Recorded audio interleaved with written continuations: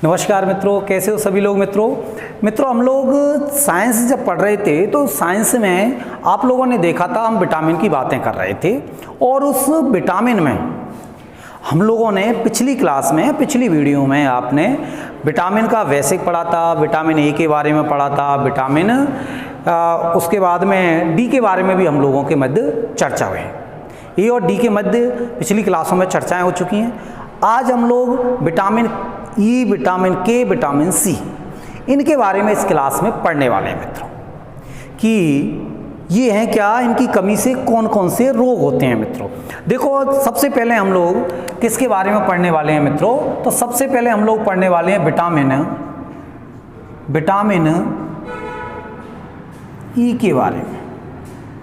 किसके बारे में पढ़ने वाले हैं मित्रों? विटामिन ई के बारे में पढ़ने वाले हैं मित्रों, कि जो विटामिन ई है, इस विटामिन ई, देखो सबसे पहले हम लोग क्या देखते हैं कि विटामिन ई का रासायनिक नाम क्या है। तो मित्रों विटामिन डी का रासायनिक नाम क्या है, जल्दी बताइए, क्या है विटामिन डी का रासायनिक नाम? कैल्सीफेरॉल। क्या है मित्रों विटामिन डी का रासायनिक नाम? कैल्सीफेरॉल है। और विटामिन ई का उसी से टोकोफेरॉल। विटामिन डी का तो क्या है? कैल्सीफेरॉल। और विटामिन ई का क्या है? टोकोफेरॉल। तो विटामिन ई का आपसे रासायनिक नाम पूछा जाता है तो मित्रों क्या होगा? टोकोफेरॉल। तो विटामिन ई का रासायनिक नाम है कौन सा आपके? टोकोफेरॉल। तो विटामिन ई का रासायनिक नाम क्या हो गया मित्रों? टोकोफेरॉल। बी का ई का रासायनिक नाम। तो यदि आपसे पूछा जाए विटामिन ई का रासायनिक नाम क्या है, तो आंसर क्या होगा मित्रों? टोकोफेरॉल है। फिर उसके बाद में बात आती है कि जो विटामिन ई है, रासायनिक नाम क्या हो गया? टोकोफेरॉल हो गया। विटामिन ई के स्रोत क्या हैं?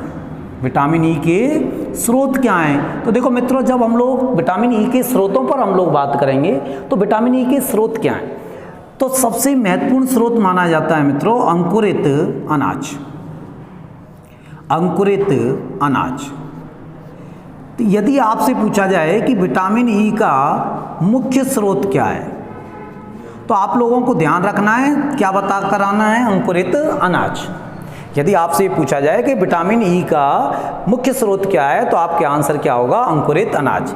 इसके अलावा दूध है, अंडा, मांस, मछली, हरी सब्जियां, इस तरह के कॉमन स्रोत हैं।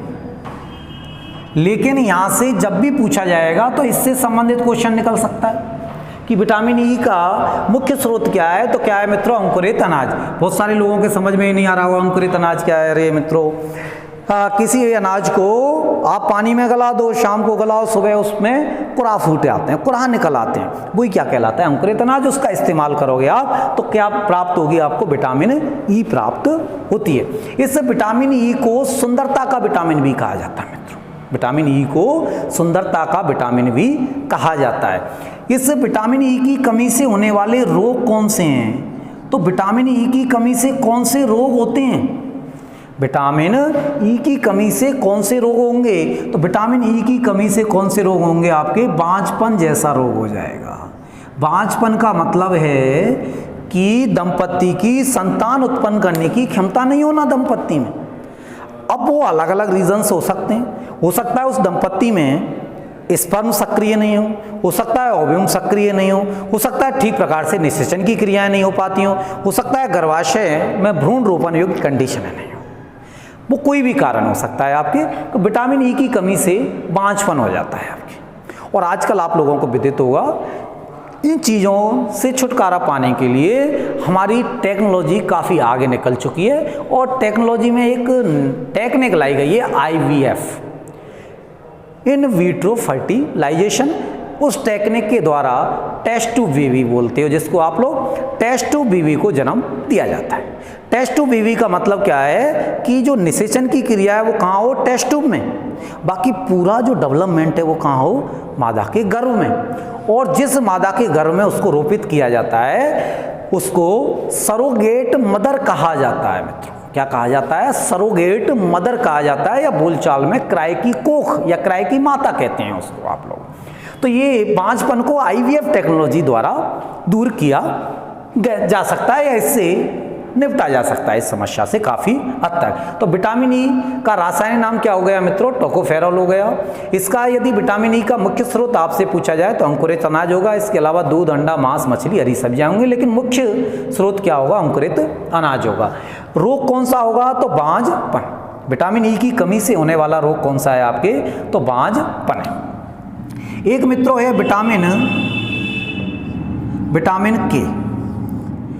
विटामिन के का रासायनिक नाम यदि देखा जाए कि विटामिन के का रासायनिक नाम क्या है, तो विटामिन के का रासायनिक नाम क्या है? विटामिन के का रासायनिक नाम है फाइलोक्विनोन।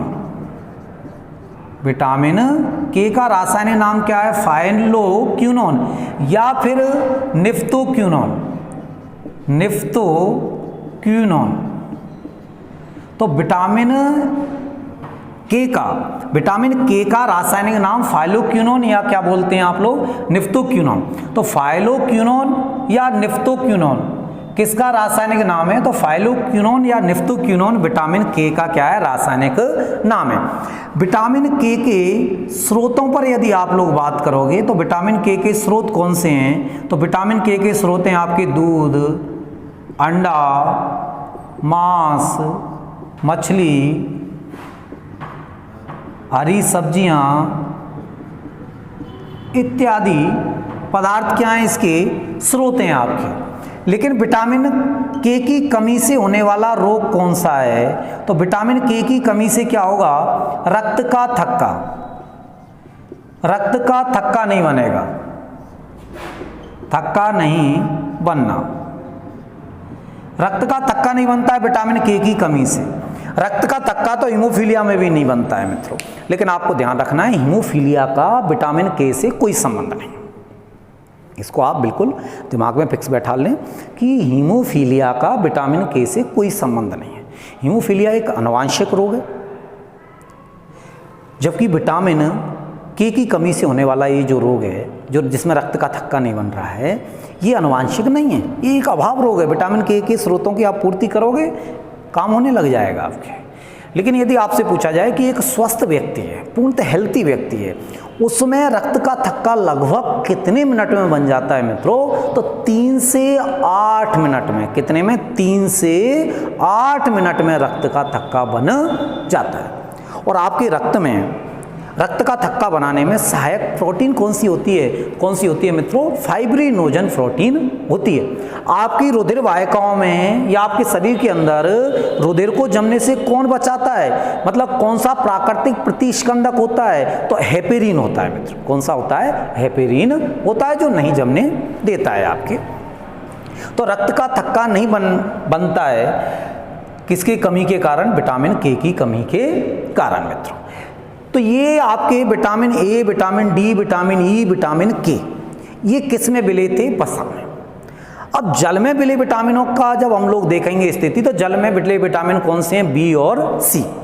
बी का हम लोग एक पूरा चार्ट बना देंगे, क्योंकि बी एक समूह में पाया जाता है, इसलिए पहले किसको देख लेते हैं हम लोग? विटामिन सी को, कि विटामिन सी क्या है। देखो विटामिन सी के बारे में जब आप लोग देखोगे तो सबसे पहले वही देखते हैं हम लोग कि विटामिन सी का रासायनिक नाम क्या है।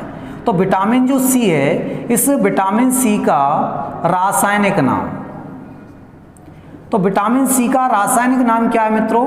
तो विटामिन सी का रासायनिक नाम है एस्कॉर्बिक अम्ल। क्या है आपके? एस्कॉर्बिक अम्ल।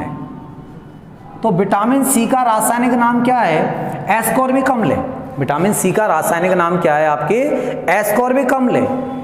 इस विटामिन सी के स्रोतों पर यदि आप लोग बात करोगे तो विटामिन सी का स्रोत कौन कौन से हैं? तो मुख्य जो स्रोत है वो आंवला है।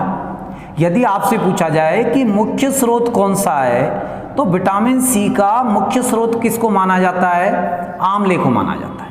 तो विटामिन सी का मित्रों मुख्य स्रोत कौन सा है? आंवला है। इसके अलावा यदि देखोगे आप लोग तो ज़्यादातर जो खट्टे पदार्थ हैं या खट्टे फल हैं, ज़्यादातर जो खट्टे पदार्थ हैं या खट्टे फल हैं, उनमें भी कौन सा विटामिन होता है? सी। तो विटामिन सी का रासायनिक नाम क्या हो गया? एस्कॉर्बिक अम्ल हो गया। स्रोत, मुख्य स्रोत क्या होता है इसका? आंवला। इसके अतिरिक्त क्या होते हैं? खट्टे फल भी विटामिन सी के स्रोत होते हैं। विटामिन सी की कमी से होने वाला रोग। तो विटामिन सी की कमी से कौन सा रोग होता है? स्कर्वी होता है मित्रों। कौन सा होता है? स्कर्वी होता है। या इसी रोग को क्या कहते हैं? नाभिक रोग। क्या कहते हो? इसी रोग को नाभिक रोग कहते हैं। इस रोग को ही, विटामिन सी की कमी से होने वाले रोग को है क्या और नाभिक रोग क्यों कहते हैं? देखो, ऐसा कहा जाता है कि सबसे पहले स्कर्वी जो रोग है वो नाव चलाने वाले जो लोग थे उनमें देखा गया था। नाव चलाने वाले जो रोग थे उनमें सबसे पहले इस रोग को देखा गया था, इसलिए इस रोग का नाम क्या रख दिया? नाभिक रोग रख दिया। नाव चलाने वाले लोगों में देखा गया था इस रोग को, इसलिए इस रोग का ही नाम क्या रख दिया? नाभिक रोग रख दिया आपके। तो स्कर्वी रोग या नाभिक रोग, और इस स्कर्वी रोग या नाभिक रोग में क्या होता है? तो इस स्कर्वी रोग या नाभिक रोग में क्या होता है? मसूड़ों से रक्त निकलता है। किससे निकलता है मित्रों? मसूड़ों से। मसूड़ों से रक्त निकलता है।